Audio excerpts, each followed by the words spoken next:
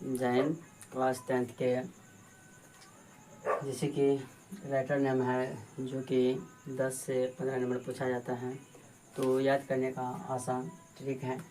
देखिए कैसे आपको 5 मिनट में 12 का 12 चैप्टर, किसका लेखक कौन है और उसका विधा कौन सी है, जन्म कब हुआ और मृत्यु कब हुआ, यूँ ही याद हो जाएगा। जैसे कि सबसे पहला है श्रम विभाजन। उससे पहले आपको बता दें कि ये अब आपका पाठ और उसका ये लेखक नाम और ये जन्म कब हुआ था और ये मृत्यु है और ये कौन सी विद्या है, कहानी है, साक्षात्कार है या निबंध है। तो एक नंबर में जैसा कि है कि श्रम विभाजन और जाति प्रथा, कि श्रम विभाजन और जाति प्रथा। तो श्रम विभाजन और जाति प्रथा का लेखक कौन है, तो उसका लेखक है भीमराव अंबेडकर। तो इसे याद कैसे रखें, आसान है याद रखने के लिए। भीम मतलब, तो देखिए परिश्रम, श्रम का मतलब होता है कोई भी कार्य, और विभाजन का मतलब होता है उसका बंटवारा करना, यानी किसी भी कार्य का जो बंटवारा करेगा। अब कार्य का बंटवारा कौन कर सकता है, जिसका शरीर भीम जैसा हो, जिसका आप लोग छोटा भीम देखे होंगे, तो भीम जैसा हो, यानी कि श्रम विभाजन, श्रम का बंटवारा करने वाला कौन करेगा, तो उसका बंटवारा भीम करता है। तो उसका लेखक ये भीमराव अंबेडकर हो जाएगा। और है कि उसका जन्म कैसे याद रखें, तो श्रम विभाजन का जन्म जो याद रखेंगे राइटर का नाम, तो उसका जन्म हुआ है 1891, यानी कि 1800। तो ये 18 मतलब भीम तब बनता है जब उसका एज 18 वर्ष का हो, और ये 91, यानी कि जब भीम 18 वर्ष का था तो उसका वजन कितना होना चाहिए, 91 kg का। तो ना भीम बनिएगा और ताकतवर रहिएगा, तो बंटवारा कीजिएगा और कराइएगा श्रम विभाजन का। तो आपको याद हो गया कि श्रम विभाजन का लेखक कौन है, भीम यानी कि जो ताकतवर हो और उसका उम्र 18 वर्ष होनी चाहिए, और 18 वर्ष में एज उसका वजन कितनी होनी चाहिए, 91। और इसके बाद आता है मृत्यु है 1956। तो याद रखना जब हम लास्ट का 2 अंक बोलेंगे तो 1900 याद रखनी है, 56, देखिए 56 से हमको याद रखना है कि जब भीम 56 वर्ष का हो जाता है तो उसका ताकत ख़त्म हो जाता है, यानी कि वो अब भीम नहीं है, उसका जो होता है ताकत बहुत कम हो जाता है। तो उससे याद रहेगा मेरा कि 1956 उसका ताकत ख़त्म हो गया, यानी कि भीमराव अंबेडकर का मृत्यु हो गया। और ये कौन सी विद्या है, तो ये निबंध है। एक बार पुनः ट्रिक को दोहराया जाए। श्रम विभाजन यानी कि श्रम का जो बंटवारा करेगा तो कौन करेगा, भीम करेगा। और भीम का उम्र कितनी होनी चाहिए, तो 18 वर्ष, और 18 वर्ष में उसका वजन कितनी होनी चाहिए, 91 kg। तो उससे याद रहेगा कि 18 से 91। और मृत्यु 56, यानी कि जब 56 वर्ष का भीम हो जाता है तो उसका ताकत कम हो जाता है। तो इससे एक आपको पहला क्वेश्चन याद हो गया। दूसरा है कि विष के दांत यानी कि नलिन विजय शर्मा। विष कहाँ मिलता है, तो विष तो नाला में ही होता है ना, जहर, विष मतलब जहर। तो इससे याद रहेगा कि विष के दांत यानी कि नलिन विजय शर्मा, यानी कि विष कहाँ मिलता है, नाला में बहता है ना। और उसका जन्म कैसे याद रहेगा, जन्म है कि 16 वर्ष, यानी कि 16 लास्ट लेंगे, चूँकि हम याद अभी बोलते हैं कि जब भी लास्ट 2 अंक बोलेंगे तो आगे में 1900 हो जाएगा। 16 यानी कि जब बच्चा 16 वर्ष का होता है तो उसका दांत विषैला होता है, और कुछ भी कहिएगा ना खोखियाएगा, काटने को दौड़ेगा। तो इससे याद रहेगा 16 यानी कि 1916। इसके बाद इसका मृत्यु यानी कि 61। जब 61 वर्ष का एज हो जाता है तो दांत कम काम करने लगता है, यानी कि झड़ जाता है, दांत है ही नहीं, तो आप क्या बोलिएगा, क्या किसी को दौड़िया काटने के लिए। तो इससे याद रहेगा, तो यानी कि विष के दांत। फिर से बता दें, विष मतलब विष कहाँ मिलता है, नाला में। तो उसे याद रहेगा नलिन विजय शर्मा है। इसके बाद लेखक का जन्म कब हुआ, विष के दांत यानी कि नलिन विजय शर्मा का। तो जब बच्चा 16 वर्ष का रहता है तो उसका दांत पूरा नुकीला होता है और उस काटने के लिए दौड़ता है। तो उससे याद रहेगा कि 1916। और मृत्यु 61 वर्ष का जब उम्र हो जाता है तो दांत झड़ने लगता है। और यह गद्य कौन सी विद्या है, तो यह एक कहानी है। और इसी तरह से 3 नंबर का है कि भारत से हम क्या सीखें, आसान है, मैक्सिमम चीज़ तो हम लोग भारत से ही सीखते हैं ना। तो इसी से याद रहेगा मैक्सिमम यानी कि मैक्स मुलर। तो मैक्स मुलर, भारत से हम क्या सीखेंगे, राइटर कौन है, मैक्स मुलर। यानी कि मैक्सिमम चीज़ हम लोग जो सीखते हैं वो कहाँ से सीखते हैं, भारत सीखते हैं। और कितना वर्ष की उम्र में, 18 से 23 वर्ष, याद रखना, जब हम लोग 18 से 23 वर्ष को होते हैं तो मैक्सिमम चीज़ सीखते हैं। और कहाँ से? भारत से। तो याद रहेगा कि भारत से हम क्या सीखेंगे, लेखक कौन है? Max Muller. और जन्म 18 से 13, ठीक है। 18 से 13 के जब एज रहता है 18 से लेकर के 23 वर्ष तक का, तब तक ही ज़्यादा चीज़ सीखने का शौक रहता है। और मृत्यु है, देखो अभी बता दिए, हम लास्ट अंक याद रखेंगे तो हम लोग 19 में चले जाएंगे। 19 यानी कि 0 कुछ नहीं सीखे, 0 मतलब शून्य। तो इससे याद रहेगा कि मैक्स मुलर की मृत्यु कब हो गया? 1900 ईस्वी में। और यह कौन सा विद्या है? भाषण। अब कोई पूछेगा रे भारत से क्या सीखा, तो यूँ ही भाषण देना शुरू कर देंगे हम, तो ये वो न सत्रह। तो इससे याद रहेगा कि भारत से हम क्या सीखें, कि लेखक कौन है? Max Muller. यानी कि मैक्सिमम चीज़ हम लोग तो भारत से ही सीखते हैं ना। कब तक? 18 से 23 वर्ष की उम्र तक। और देखिए हम बोले लास्ट टाइम 0 कुछ नहीं सीखे, यानी कि 19 से उसका मृत्यु हो गया। गद्य की कौन सी विद्या? तो भाषण है। अरे भाषा क्या सीखे, फटाक भाषण देने लगे। इसके बाद फिर पुनः आ जाता है 4 नंबर, नाखून क्यों बढ़ता है? नाखून आसान है, नाखून हजारी प्रसाद, हजारों वर्ष पहले से नाखून बढ़ता आया है और बढ़ता ही रहेगा। तो इससे याद रहेगा कि नाखून क्यों बढ़ता है, कि लेखक कौन है? हजारी प्रसाद, यानी कि हजारों वर्ष से नाखून बढ़ता आ रहा है और बढ़ता ही रहेगा। इसके बाद इसका जन्म आ जाता है, जन्म यानी कि 7। नाखून का काम है कि 7 का 7 दिन बढ़ता है और हम लोग 7 दिन के बाद काटते हैं। तो उसका आसान ट्रिक है कि उसको नाखून क्यों बढ़ता है, हजारों वर्ष से बढ़ता आ रहा है और बढ़ता ही रहेगा। तो इसका जन्म याद रहेगा, क्योंकि 7 दिन तक नाखून कंटिन्यू बढ़ता है। इसको अच्छा से पढ़ाई है। इसके बाद है मृत्यु 89, यानी कि 89 जो के लेना है। तो जब 89 वर्ष एज हो जाता है तो क्या होता है?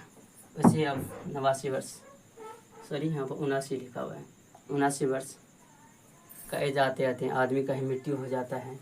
तो वहाँ पर नाखून का ये कहानी ख़त्म हो जाता है, जो 7 दिन पर बढ़ते रहता है।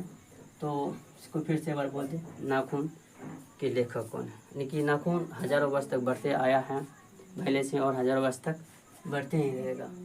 तो इसका ये जो लेखक तो आसान से याद हो गया। और यह है उसका जन्म कब हुआ था। तो अभी बताए हैं कि हमको जब भी लास्ट संख्या लेंगे तो हम लोग 1900 में चले जाएंगे। तो नाखून काम है कि 7 के 7 रोज़ बढ़ता है और हम लोग इसे काटते रहते हैं। तो इससे याद रहेगा कि नाखून का क्यों बढ़ता है, कि लेखक हजारी प्रसाद द्विवेदी का जन्म 1907 में हुआ है। और मृत्यु है यहाँ पर 79, यानी कि 79 वर्ष एज आते आते अब एक ज़माने में मृत्यु ही हो जाता है आदमी का, और यहाँ पर उसका कहानी ख़त्म हो जाता है। तो हजारी प्रसाद द्विवेदी का मृत्यु 1979 में हुआ और यह एक ललित निबंध है। इसके बाद 5 नंबर में है नागरिक लिपि, जिसका लेखक है गुणाकर मोरे। तो ये तो बहुत अच्छा ट्रिक पर है। नागरिक यानी कि नगर से कई गुना ज़्यादा बढ़िया होता है शहर, यानी कई गुना। तो गुना से याद रहेगा, नगर के लेखक कौन है? गुणाकर मोरे। और उसका जन्म देखा जाए तो नगर से 1-2 गुना नहीं, 35 गुना ज़्यादा। तो 35 से याद रहेगा 1935। 1935 में किसका जन्म हुआ? तो नागरिक लिपि यानी कि गुणाकर मोरे के। और देखिए 1-2 गुना नहीं, 9 गुना, 9 या 35 गुना। तो 9 से याद रहेगा कि 2009 में इसका मृत्यु हो गया। और यह गद्य की कौन सी विद्या है? तो यह एक निबंध है। फिर 6 नंबर में आ जाता है बहादुर। और बहादुर कहने से लग रहा है जो अमर वाले काम करता है, अमर होते हैं वही ना बहादुर बनेगा। तो इससे याद रहेगा, यानी कि अमरकांत, अमर जो होगा वही ना बहादुर बनेगा। तो बहादुर के लेखक अमरकांत। और देखिए बहादुर कब बनेगा? जब उसका 25 वर्ष एज हो और वह काम बहादुरी के करे। तो उससे याद रहेगा कि 1925 में इसका जन्म हुआ। और मृत्यु